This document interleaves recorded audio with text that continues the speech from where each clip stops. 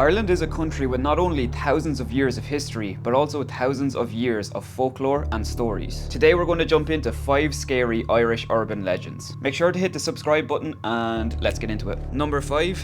The Banshee. The name Banshee is an anglicisation of the Irish word Banshee, ban meaning woman and she meaning fairy or fairy mound. The Banshee is a mythological Irish spirit. She's described as a woman dressed in white or grey with long unkept hair which she would often be seen combing. The Banshee is most commonly known for her loud, high-pitched, wailing, lonesome scream, and what it meant if you heard her scream was that somebody close to you was going to die. Alternatively, if you found her comb on the ground, it would be the same result. The Banshee is mentioned in Norman literature from the 1300s. However, it's believed that the tales of the Banshee date back to the 8th century in Ireland. At this time in Ireland, women would sing sorrowful songs at funerals, and these songs would be heard all throughout the villages, indicating that somebody had died. It's also said that the Banshee will only cry for certain families. What is it, Patricia? What is it?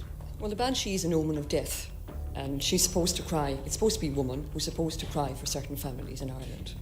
What families? Well, they're very special families. It's not any old family she cries for, sort of thing, you know. There are families who are supposed to be Irish. They're the Anglo-Norman families.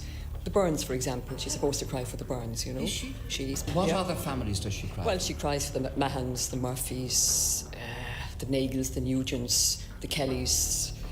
You name it, a sort of thing. There are numerous accounts of people witnessing the Banshee in Ireland. Here's an article from the Irish Times newspaper. An uncle of mine being very ill, my father and some country neighbours were staying up with him all night. About 12 o'clock, my uncle suddenly sat up in the bed and pointing towards the window exclaimed, "Ah, you're there. Poor thing, you are." Just then, they all distinctly heard the mournful wail of the Banshee. He died the next day. Number 4. The Púca. The Púca is an old Irish word that translates to hobgoblin. The Púca was a shape-shifting troublemaker from Celtic folklore that could change shape and size. They are most commonly known to appear as animals. The Púca was known to only reside in the rural, quieter parts of Ireland, and they would only appear at night. The Púca was feared by Irish people because it was said that he would either help you or hinder you. Since the Púca was a shapeshifter, there's no definitive characteristics of what he looked like. However, they all do have one thing in common, which was bright, golden eyes. One of the most famous stories of the Púca is actually a hilarious story. The story goes that the Púca often takes on the form of a friendly horse. The Púca presents itself to weary or drunk humans that have usually just stumbled out of a house or a pub. The Púca then takes its drunken passenger on a terrifying trip home through the rural roads of Ireland. The drunk passenger holds on for dear life as the Púca gallops through the rural roads of Ireland, jumping hedges and ditches to scare its passenger.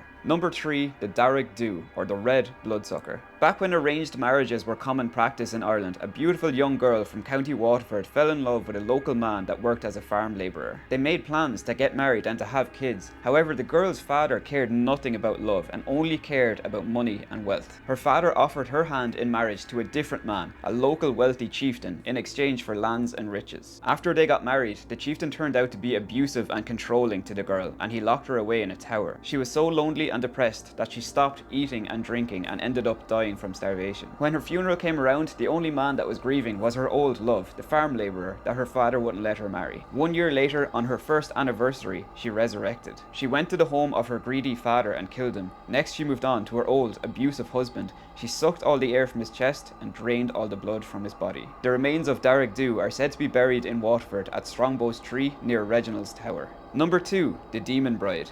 This story brings us up to a graveyard in County Monaghan where a demon bride has been terrorising the local funeral goers for hundreds of years. It's said that the evil spirit lies in wait while the deceased are laid to rest and the funeral goers slowly make their way out of the cemetery. If there is someone lingering behind, particularly a young man, she will appear to the young man as a beautiful woman. She convinces the smitten young man to meet her exactly 1 month later at the graveyard, and she seals the promise with a kiss. As soon as the promise is made, the young man's blood runs cold and he realizes that he has just sold his soul to the evil spirit. 1 month to the day, the young man dies and is buried in the same graveyard as he made the promise. Number 1. The Slua. The Slua comes from the Irish word Slua, which means host, but it can also mean force or army. The stories of the Slua date back thousands of years to Celtic Ireland and Celtic Scotland. The Slua are described as the souls of the dead and the souls of the darkest sinners. Souls so evil that not even hell would burn them, so they were doomed to an eternity of seeking souls of the dying. terrifying. It's said that the Slua would watch over houses where a dying person resided in hope of stealing their soul. If there was an open window or door in the house, the Slua would get in, they would hover over the dying body, with eerie whispers filling the room, they would suck the soul from the person. The Slua wanted to steal a person's soul to rob them of a happy afterlife.